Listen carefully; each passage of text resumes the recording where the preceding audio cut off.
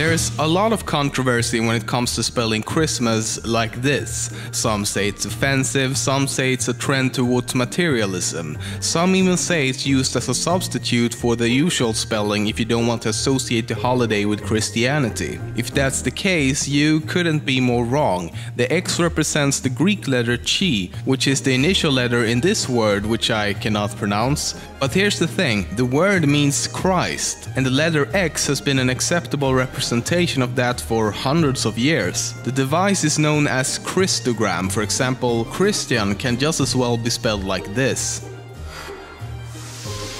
In Japan, there's a tradition to eat KFC, aka Kentucky Fried Chicken, on Christmas. You even have to order several months in advance if you want to secure a meal in time for Christmas. This is all thanks to a successful marketing campaign that was run in Japan over 40 years ago. Back in 1955, a Sears ad printed the phone number of a Colorado Springs store so that children could call and tell Santa Claus what they wanted for Christmas. However, the number was a misprint and instead sent children to the hotline to the Director of Operations for the US Continental Air Defense. The calls of course started to pour in, but instead of blocking the number, the director ordered his staff to give children updates on Santa's flight coordinates. The tradition has continued to this very day on local news, the internet, and with a special NORAD Track Santa iPhone app. In America, the movie A Christmas Story is for many a wonderful family tradition to watch every Christmas. The kid who plays Flick, the one who gets his tongue stuck on a pole, went on to act in a dozen pornos. I'm just gonna leave you with that as you watch it with your family this Christmas. Moving on. In 1966, a 13-meter tall goat figure made out of straw was erected in the town square of Gävle in Sweden. At midnight of New Year's Eve, the goat went up in flames, but the town kept on building it year after year, and vandals never stopped trying to burn the goat down year after year. By 2013, the goat has already been burned down 28 times during the 48 years it has been built. One time it was burned down only 6 hours after being completed, and several people has been arrested for vandalism and even served jail time. It's burned down so often that it's almost a tradition in itself by now. Another weird tradition we Swedes have is to gather around the TV and watch Donald Duck. A village in Peru settles their grudges by fist-fighting each other on Christmas Day. Groups of people gather around to watch members of the community fight each other. People of all ages enter the ring, from young children to elderly, and participation is open to women and men alike. The purpose is to settle grievances built up over the years in a public forum. The fighting seeks to resolve conflict, strengthen community bonds, and hopefully arrive at a greater peace.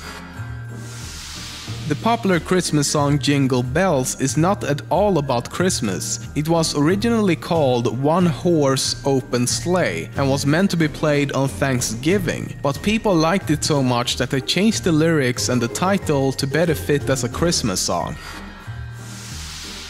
There's an island in the Indian Ocean called Christmas Island. It got its name because it was discovered on Christmas Day. Surprisingly enough though, there's 4 other islands around the world with the exact same name. And in the US, there are 3 towns named Santa Claus.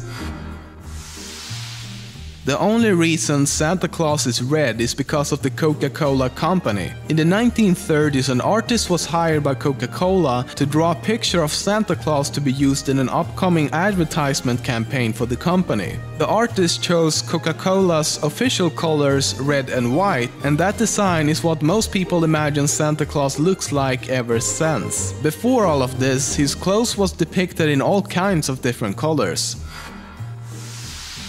Today, there's roughly 2 billion children in the world, give or take, and about 378 million of those children are Christian. So if we consider that, as well as presume there's at least one good child in every household, then to be able to deliver all packages given and received on Christmas, he, Rudolph, and the rest of the pack would have to travel at a relaxing cruising speed of 1,000 kilometers per second. second, visiting over 800 homes per second in the process. This is to say that for each Christian household with good children, Santa has about 1,000th of a second to park, hop out of his sleigh, jump down the chimney, fill the stockings, distribute the presents under the tree, eat whatever snacks have been left, get the fuck out of there and move on to the next house. But not only that, if we go easy on him and say that each present only weighs roughly 1 kilo, the sleigh will have to carry about 350,000 tons of presents. 350,000 tons traveling at 1,000 kilometers per second creates enormous air resistance. This will heat the reindeer shop in the same fashion as spacecraft re-entering the Earth's atmosphere. The reindeer in the lead will absorb 14 quintillion joules of energy